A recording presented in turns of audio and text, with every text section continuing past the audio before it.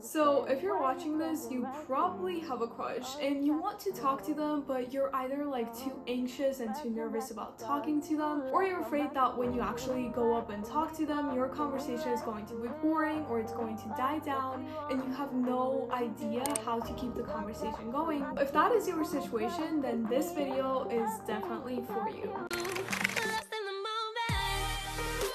Hi internet best friends and welcome back to my sleepover. Today I'm gonna give you guys the tips that have worked for me in order to actually figure out how to keep the conversation going when talking to someone I like, as well as how to make the conversation more fun and how to feel less anxious when talking to your crush. So without further ado, let's get into this video.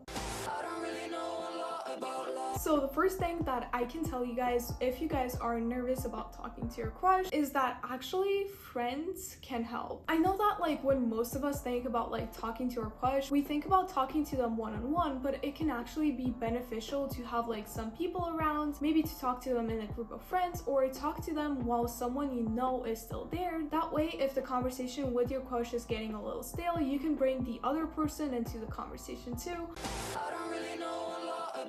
The second tip, which is one of my favorite tips, and if you guys are part of our internet best friends community, then you definitely already have heard this one, which is I always say that when you're talking to your crush, instead of focusing like how do I impress this person or how do I get this person to like me when you guys are talking to them, what you guys can think and focus on instead is how do I have fun in this interaction. And I know a lot of you guys have asked like, yeah, I can think that, but I still have no idea how to have fun. But honestly, it's literally just like taking the focus off of the person and impressing the person. So when we want to impress someone, we usually put them on this high pedestal where it kind of feels like this person is perfect and we gotta do everything that we can do in order to like get this person to like me. But when you bring the focus onto yourself and think like, how can I have fun in this situation? How can I make this fun for me? It brings things more onto this like flirty and fun ground and takes the focus off of that person and brings it onto you. Personally, for me, this tip has helped me a lot, but if you guys are still confused about that, then I can give you guys the following tip.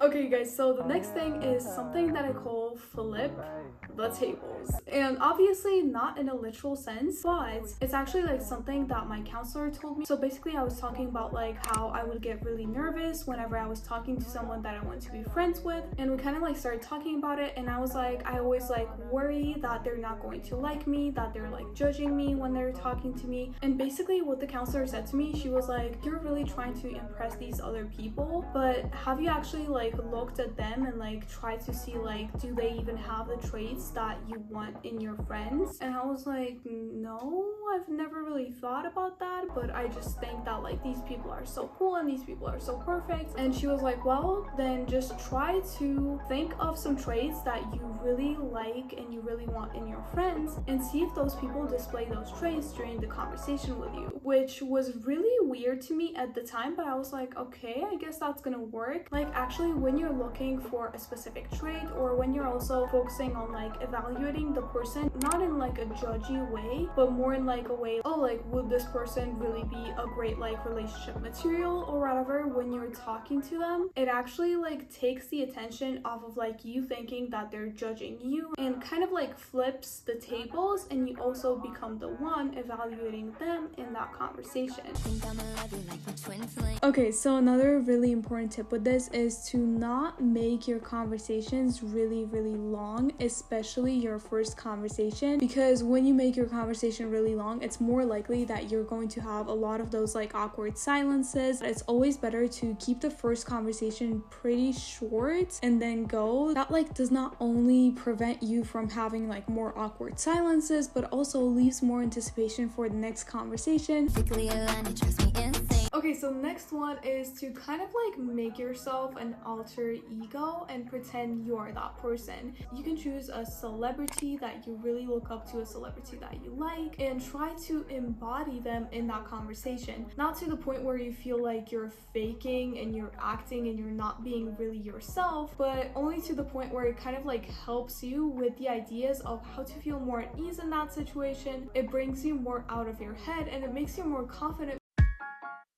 Okay, so this next one, I would not recommend like taking this really hardcore, and I've personally never done this, but I've heard that this helps a lot of other people. So basically it is to have some conversation starters or conversation ideas ready before you actually go and talk to your crush. Okay, so actually like an important disclaimer, because I know I'm making it sound as if it's like have conversation starters, but basically like what I'm trying to say in there is to have the conversation topic ideas. So if you use a conversation starter and it gets stale, you can use those topic ideas to keep the conversation going. Not conversation starters, conversation topic ideas. It's going to be easier to kind of like pull those conversation starters or conversation ideas out of your head and save the conversation right there instead of just like trying to think of something on the spot. When I were perfectly aligned, it drives me insane.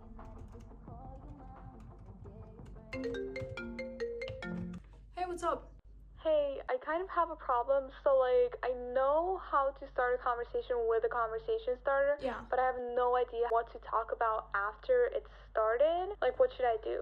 I mean, like, usually one thing that you can use that is like pretty good, not just as a conversation starter, but also like good thing to point out in general, is like talking about your common interests. Okay. Yeah.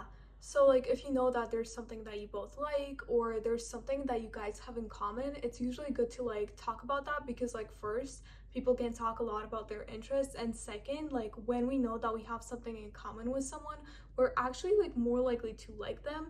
Even though I know a lot of people say that like opposites attract and whatever, but like it's actually a thing that we like people more when we know that we have something similar to them or like something in common with them. Oh my god, that's so cool. Thank you.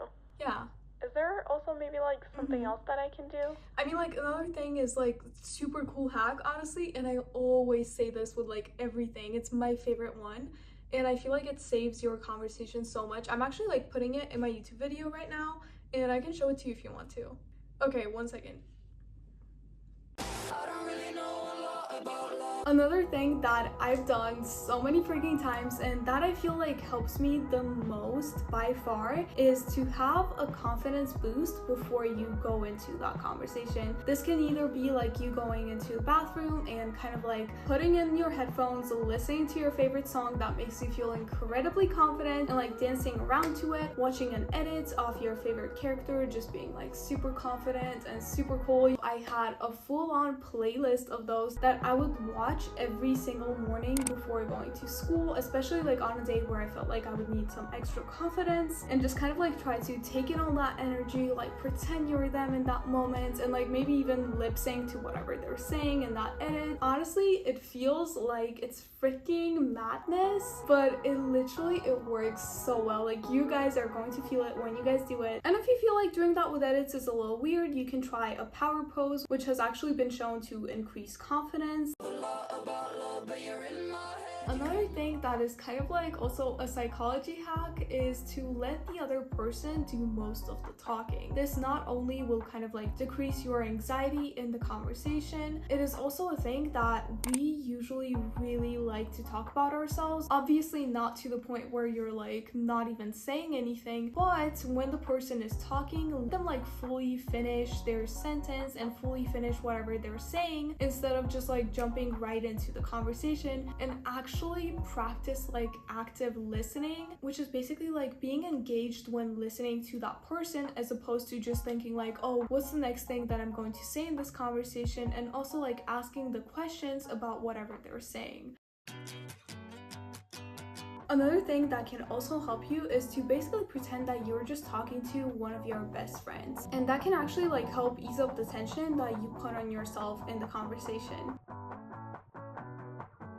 Don't ask like way too many questions. The conversation should not feel like it is an interrogation. If the person isn't really giving you that much, the best thing is usually to mimic their energy, which I've also talked about in my video on how to get your crush to like you over FaceTime and text. And basically how I explain like mimicking someone's energy, imagine you're playing tennis with someone, and if you're playing like a friendly hand of tennis with someone, not like trying to win or anything, you usually try to like shoot the ball just to get it over the net and into their court, and the other person also shoots the ball with the same intensity to get it over back to you. So you're not really trying to like hit it as hard so the other person misses and cannot return the ball, or like hit it way too lightly so the ball like barely gets over into their court. Basically with this analogy, the point where the ball like barely gets over is like the one-word answers that people give in the conversation, and the point where like the ball hits way too hard is when you're doing way too much talking in that conversation, or when you're asking like way too many questions. Usually the best thing is to basically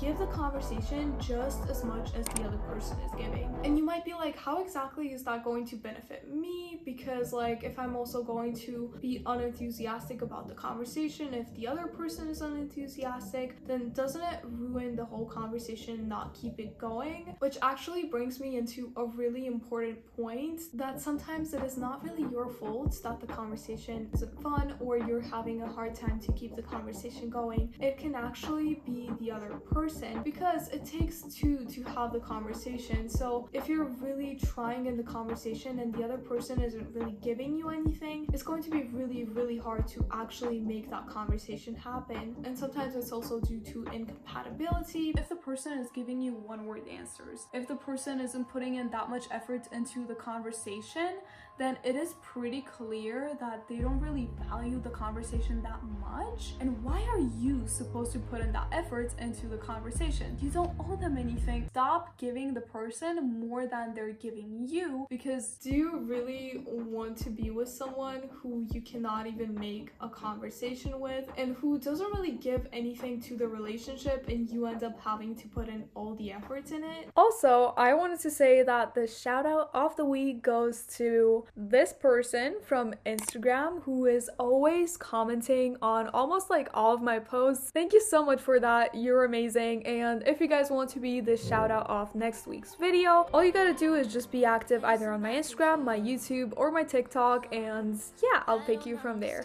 So that was it, and I hope you guys liked this video. If you guys want to know more on how to be more confident, and actually like some psychology hacks that can help you be more confident when you're around your crush, then you guys can check out my video on psychology hacks to be more confident. I love you guys so much. You guys are the best, and I'll see you guys in my next video. Bye!